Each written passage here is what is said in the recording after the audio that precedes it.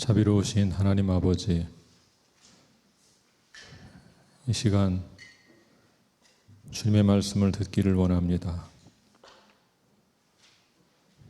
생명의 말씀, 진리의 말씀, 이 생명의 복음의 말씀을 전할 때 들을 수 있는 귀가 있게 해주시어서 말씀을 잘 듣고 가슴에 새길 수 있도록 인도하여 주시옵소서. 예수님의 이름으로 기도하옵나이다. 하나님 말씀 요한계시록 3장 20절입니다. 우리 화면을 보시면서 다 같이 읽을까요? 시작. 볼지어다 내가 문 밖에 서서 두드리노니 누구든지 내 음성을 듣고 문을 열면 내가 그에게로 들어가 그와 더불어 먹고 그는 나와 더불어 먹으리라. 아멘. 앉으시겠습니다.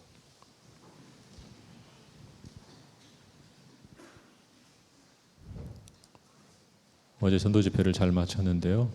오늘 어제 말씀에 조금 몇 가지 보강을 해서 한 번 더 복음의 말씀을 나누려고 합니다. 제 얘기를 먼저 좀 하겠습니다. 저는 어렸을 때 믿지 않는 집안에서 태어나고 성장했습니다. 기독교 신앙을 한 번도 접해본 적이 없었습니다. 복음을 들어본 적도 없었고 교회에 가본 적도 한 번도 없었습니다. 별로 질문도 없었습니다. 사람이 죽는 존재라는 것을 생각해 본 바도 없었습니다. 그렇게 생각 없이 살았는데 중학교 2학년 때 아버지가 돌아가셨습니다. 초등학교 2학년 때 병으로 쓰러지시고 6년 동안 투병하시다가 중2 때 돌아가셨습니다. 지금도 그날 기억이 나는데 아침에 편찮으셨지만 그래도 생활하셨는데 아침에 갑자기 혀가 꼬이면서 쓰러지셨어요. 지금 같으면 제가 금방 돌아가시겠구나 알겠지만 어릴 때라서 몰랐습니다. 그래서 학교에 가겠다 그랬죠. 아버지 쓰러지셨는데 학교에 갔어요. 학교에 가겠다 그랬더니 처음에는 말리시다가 그래 그럼 갔다 와라 그러시더라고요.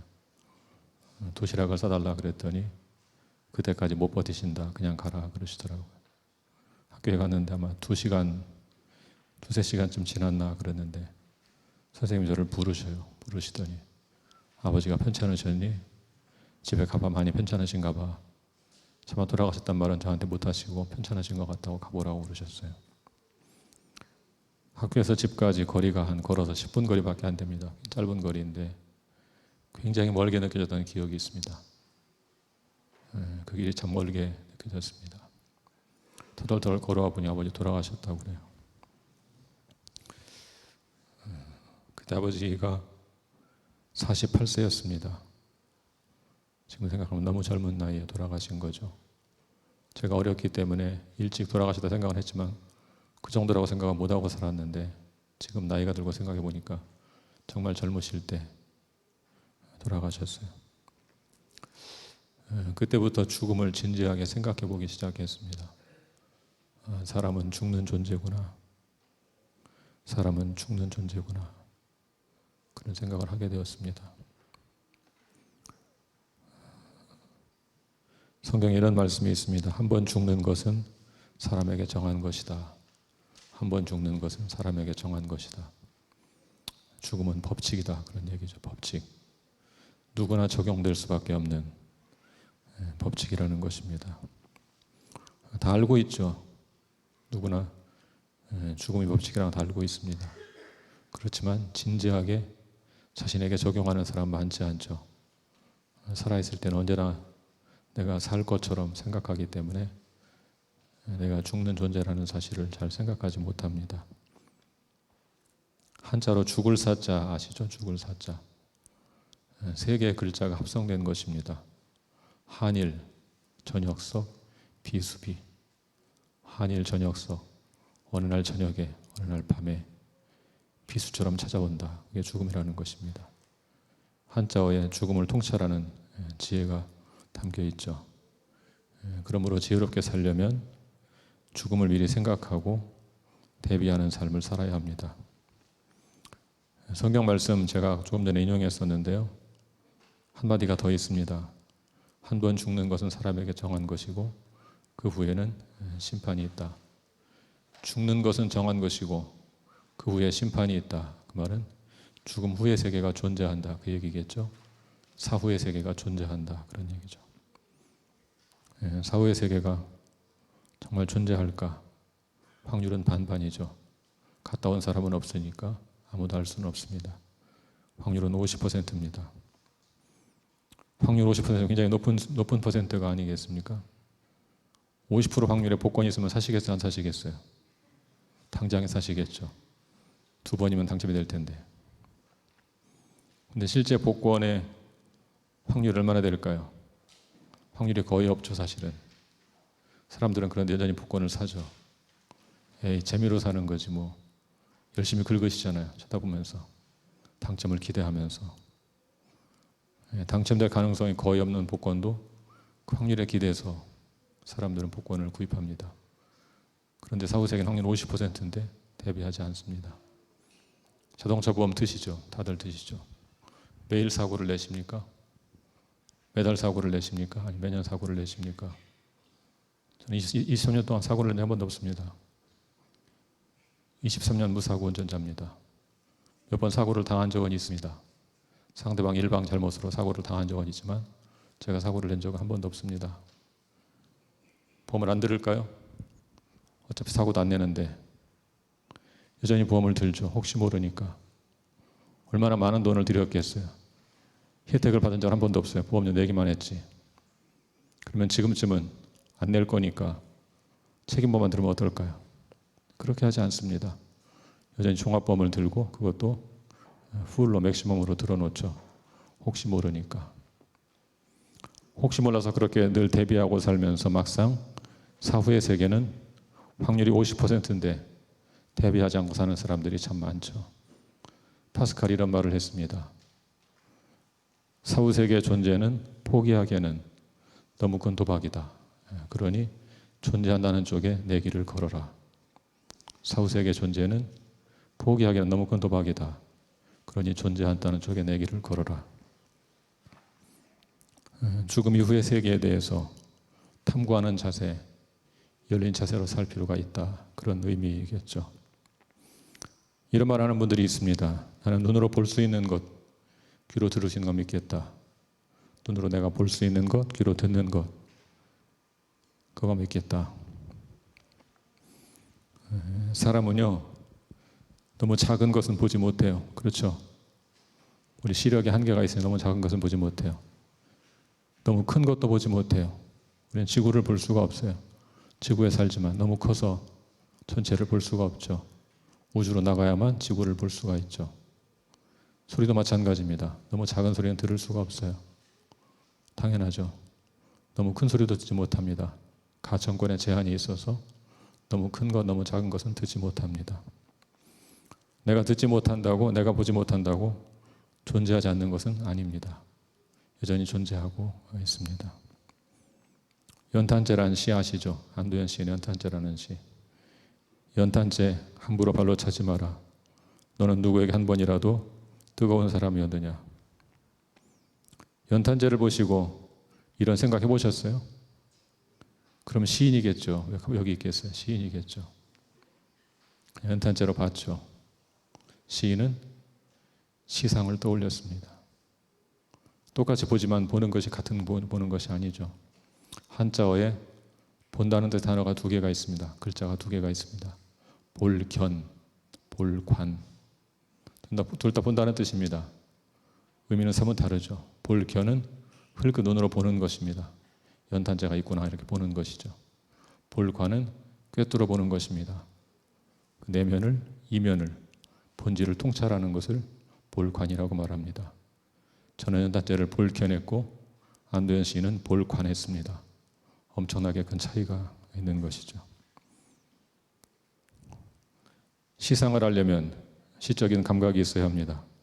마찬가지입니다. 영적인 존재의 세계를 알려면 영적인 감각이 있어야 합니다. 제가 재능이 없는 분야가 몇 가지 있습니다. 그 중에 한 가지가 그림 그리는 것입니다. 제가 부끄러운 고백 하나 하겠습니다. 중학교 1학년 때 미술 시간에 학기말 과제를 내주셨습니다. 크리스마스 카드 만들기. 집에 가서 숙제를 해야 되니까 카드를 열심히 그리기 시작했습니다. 형이 그림을 잘 그리십니다. 형이 보더니 뭐 하냐고. 카드 만든다고. 그게 카드냐 그러시더니 몇 장을 즉석에서 그려주셨어요. 형은 재미였어요. 장난스러운 재미로 그림을 그렸는데 카드 2개를 놓고 비교해봤어요. 내가 만든 카드하고 형이 만든 카드하고.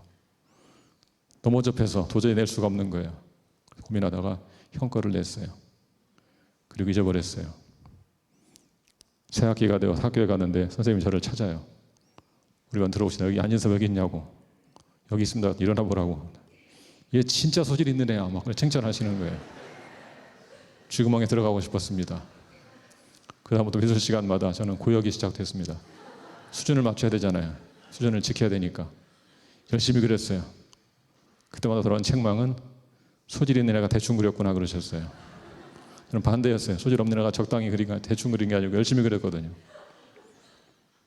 몇 달 동안은 시달렸어요. 잘못한다고. 나중에는 눈치를 채신 것 같았는지 그만두셨어요. 굉장히 부끄러운 기억으로 남아있어요. 그림을 그릴 줄도 모르고 볼 줄도 모릅니다. 그림에 대한 안목이 없는 사람은 작가가 뭘 표현하고냐 잘 모릅니다.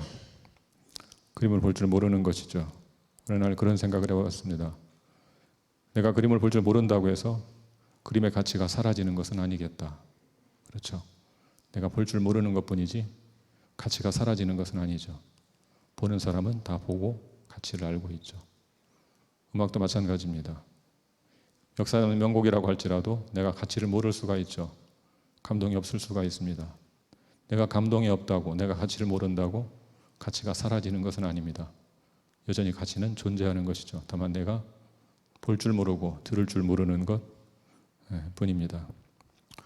추상화를 보고 이게 무슨 그림이냐 그런 사람은 작가가 문제가 있는 것이 아니고 바로 그 사람에게 문제가 있는 것일 뿐인 것이죠. 시적인 감각이 없는 사람에게 연탄재는 연탄재일 뿐이죠. 그러나 시인에게는 놀라운 시적 소재가 됩니다. 영적인 세계도 마찬가지입니다. 내가 보지 못한다고 해서 존재가 사라지는 것이 아닙니다. 볼 수 있는 안목과 감각이 내게 없는 것 뿐입니다. 그러므로 열린 마음으로 탐구하는 마음으로 살아야 합니다. 영상 하나 보실까요? 한 엄마의 자궁에 2명의 아기가 있었다. 한 명이 나머지 한 명에게 물었다. 출산 이후의 삶을 믿어? 다른 한 명이 대답했다. 왜? 당연하지. 출산 이후에는 분명히 무언가가 있어. 아마 우리는 이곳에서 그 이후의 삶을 준비하고 있는 게 아닐까? 헛소리 마! 첫째가 말했다. 출산 이후의 삶 따윈 없어. 대체 어떤 종류의 인생이 있을 수 있단 말이야? 둘째가 말했다. 잘은 몰라. 하지만 여기보단 꽤 밝을 거야. 어쩌면 우린 2다리로 직접 걷고 입으로 음식을 먹을지도 몰라. 아마 우리가 지금 이해하지 못하는 다른 감각들을 얻을 수도 있겠지. 첫째가 대답했다. 어리석은 생각이야. 걷는다는 건 불가능해. 입으로 음식을 먹는다고? 웃기는 소리. 탯줄이 우리에게 필요한 모든 영양분을 공급해 주잖아. 그렇지만 탯줄은 너무 짧아. 그러니까 출산 이후의 삶이란 논리적으로 불가능하다고. 둘째는 주장했다. 내 생각엔 여기와는 전혀 다른 것이 존재하지 않을까? 아마 탯줄이 필요하지 않게 될지도 몰라. 첫째가 대답했다. 헛소리. 그리고 출산 이후의 삶이 있다고 치자. 왜 아무도 거기로부터 돌아오질 않는 거지? 출산이 결국 인생의 끝이야. 출산 이후에는 그저 어둠과 침묵, 그리고 잊혀짐만이 존재한다고. 출산은 우릴 어디로도 데려가지 않아. 나도 잘 모르겠어. 둘째가 말했다. 하지만 우린 분명히 엄마를 만나게 될 거고 엄마가 우릴 돌보실 거야. 첫째가 대답했다. 엄마? 너 진짜 엄마를 믿어? 웃기는 소리야. 만약 엄마가 존재한다면 지금 어디 있는데? 둘째가 말했다. 엄마는 항상 우리 주변에 있어. 우리는 그녀에게 둘러싸여 있지. 우리는 그녀의 일부야. 엄마 안에 우리가 살아간다고. 엄마가 없이 이 세상은 존재하지도 존재할 수도 없었어. 첫째가 말했다. 나한텐 엄마가 안 보이는걸? 그러므로 논리적인 단 하나의 결론은 그녀가 존재하지 않는다는 거야. 둘째가 대답했다. 내가 만약 조용히 집중해서 들으려고만 한다면 엄마의 존재를 느낄 수 있을 거야. 그리고 위로부터 우리를 부르는 엄마의 사랑스러운 목소리도 들을 수 있겠지.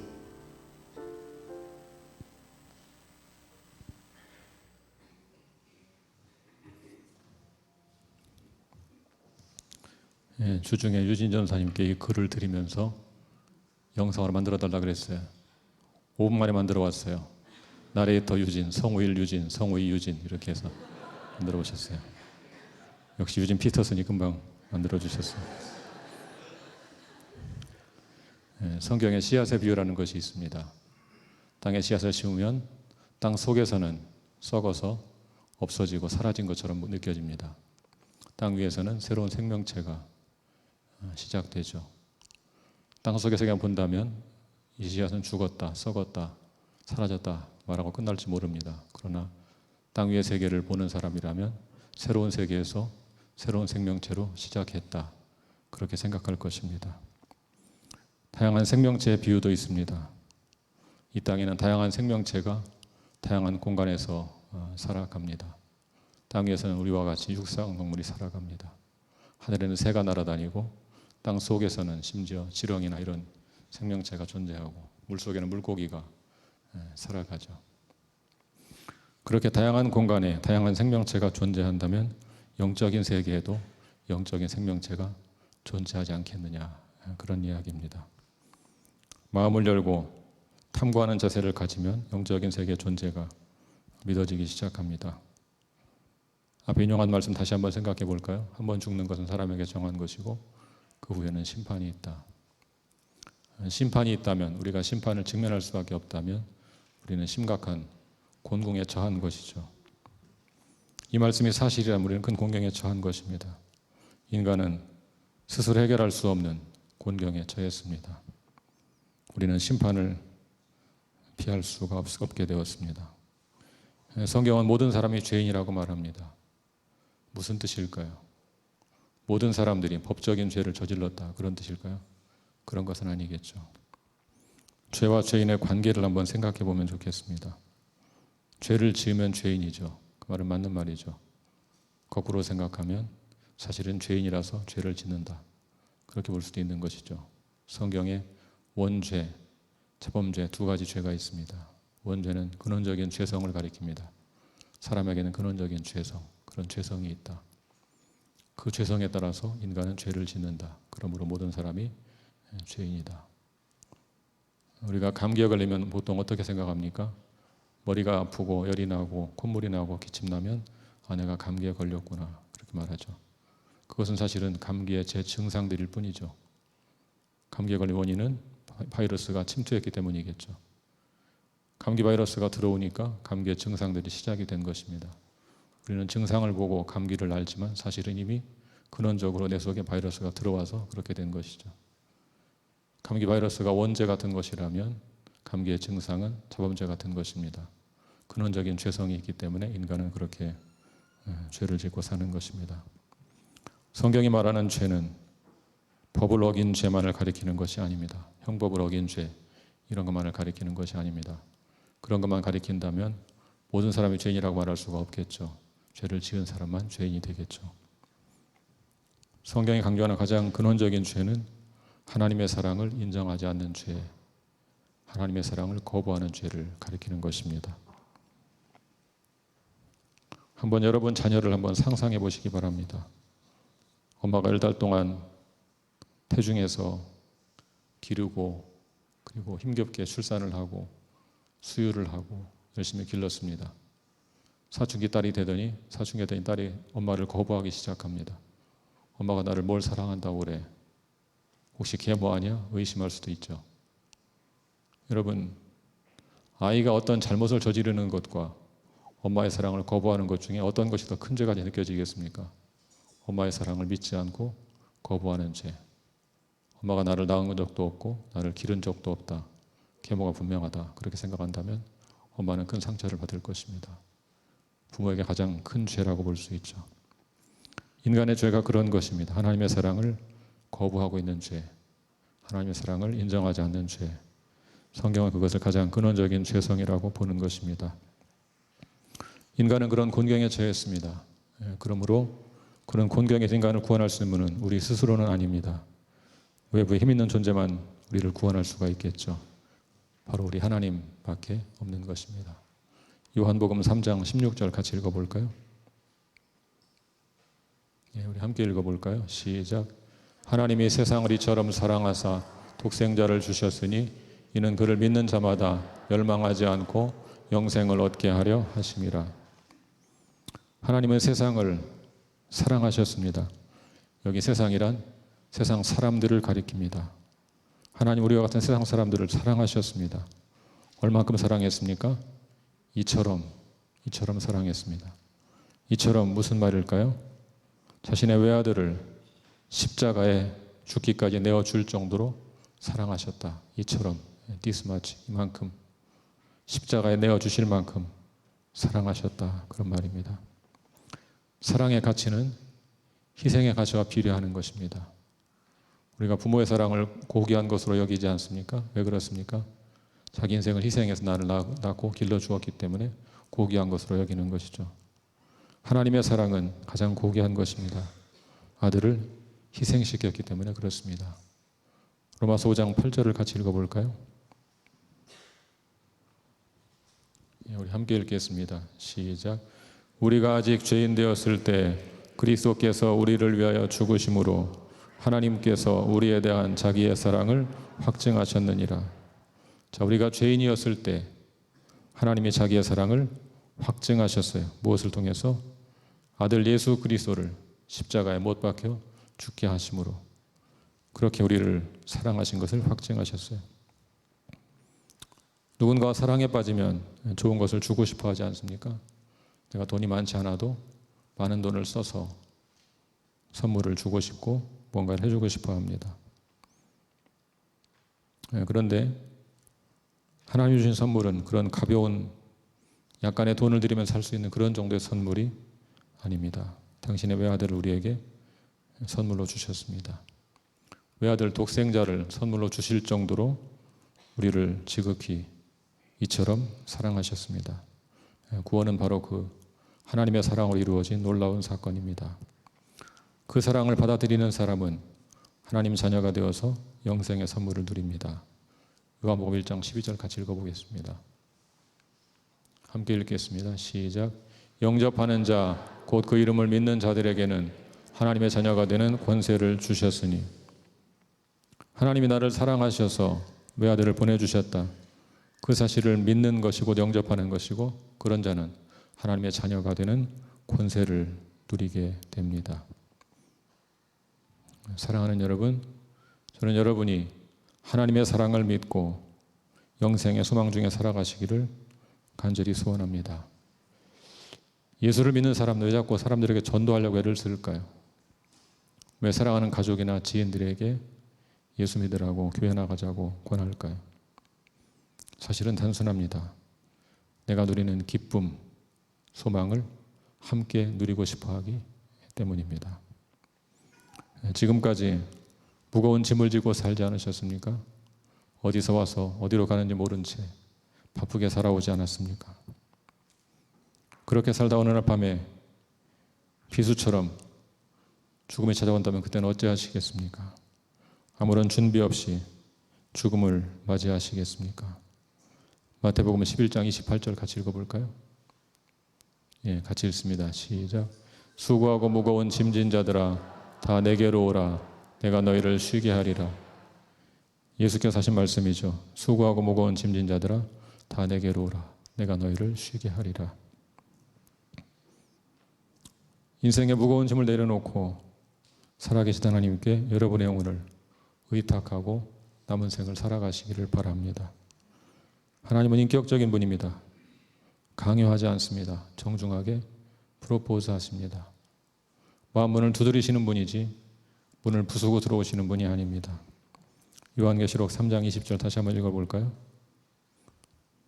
예, 같이 읽습니다. 시작. 볼지어다 내가 문 밖에 서서 두드리노니 누구든지 내 음성을 듣고 문을 열면 내가 그에게로 들어가 그와 더불어 먹고 그는 나와 더불어 먹으리라. 아멘. 우리 주님은 지금도 간절히 여러분의 마음 문을 두드리고 계십니다. 여러분에게 정중하게 프로포즈 하십니다. 이 시간에 마음의 문을 열고 그분을 모셔드릴 수 있기를 바랍니다. 여러분 모습 그대로 나아가서 그분을 받아들이십시오. 그러면 그분이 내 인생 안으로 들어오십니다. 그때부터 우리는 그분과 사랑의 관계를 시작하는 것입니다. 오늘 여러분이 이 사랑의 관계를 시작할 수 있기를 간절히 축복합니다. 우리 함께 기도하겠습니다.